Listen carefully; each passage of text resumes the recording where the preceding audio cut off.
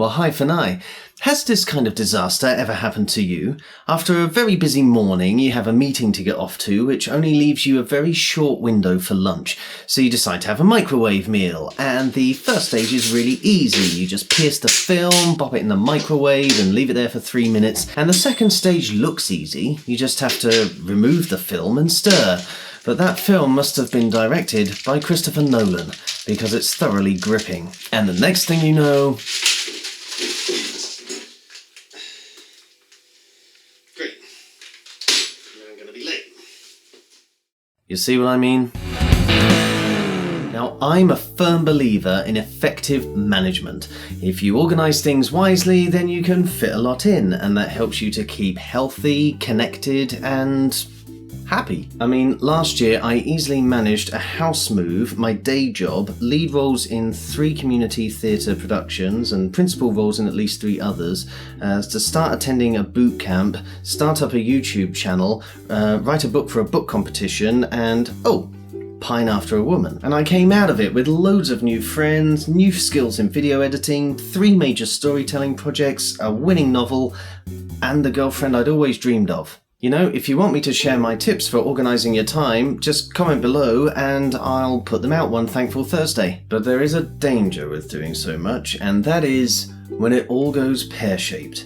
And believe me, enough has gone wrong recently for me to be able to serve you several helpings of pear crumble. Here's a sample of my to-do list from the end of November. Nothing on there I haven't done before, nothing I don't think I'm competent in. And to be fair, one of them didn't give me any problems at all. Everything else though?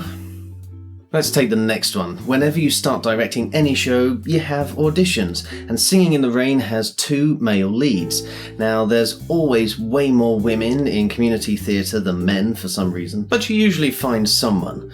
Except this time, we didn't, because absolutely no men even applied for those roles. So an easy week of putting actors into roles turned into a very stressful week canvassing all of Cambridge for any singing male. That still isn't done.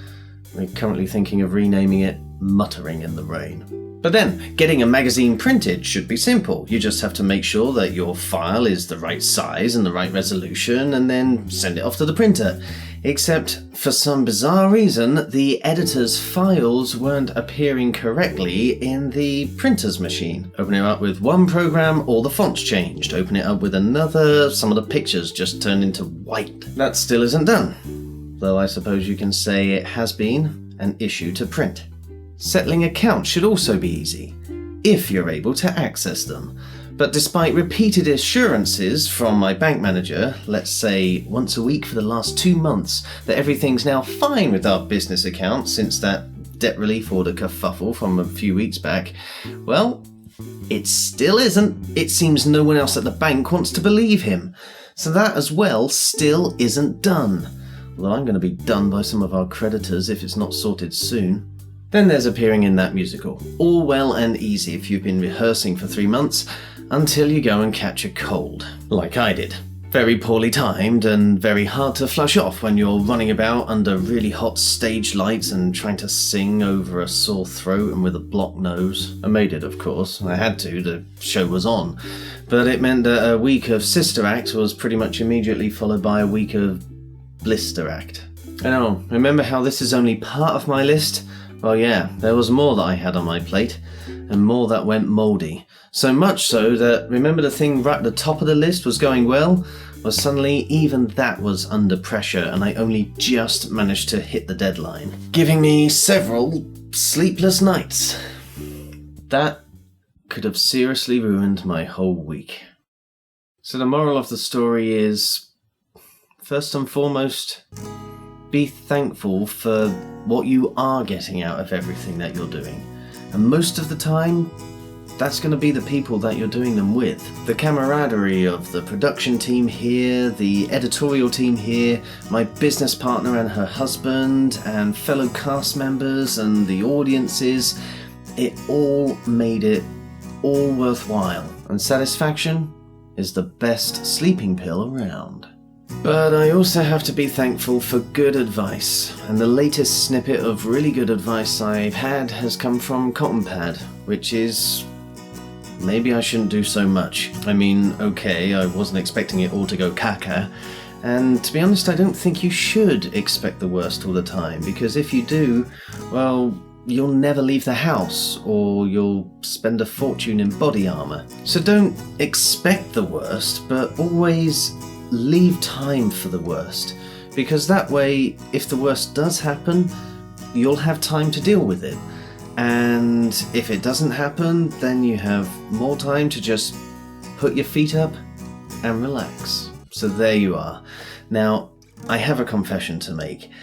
I'm not going to be able to give you a weekly update on the total amount raised by the Graticast to fight that dreadful illness of myalgic encephalomyelitis.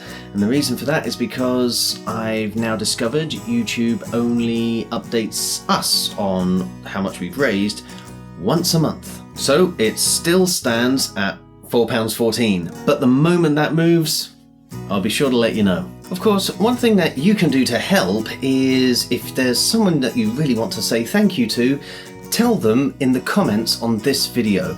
How does that help? Well, I might mention them in my next vlog, which means that you can tell them they've got a shout out, and that'll make them want to watch the video, and when they click on it, that'll send even more of YouTube's money to charity. And what you can also do is check out the cards for our recent fun videos that are great for sharing. Share them with as many friends as you can. Just look for this symbol and click it. Last of all, we have a sweet gratitude this week from Jane on Facebook. It's Treat Her Like a Lady by The Temptations. Great stuff for perking up any mood. Check it out by following the link at the end of this video, or comment below to suggest your musical Prozac for our next vlog. So finally, thank you for watching. Before I leave you though, one last thing. If you're struggling to fit everything in, just remember, frame the box lid instead. Then you don't really have to bother finishing the puzzle. Stay thankful, and ciao for now.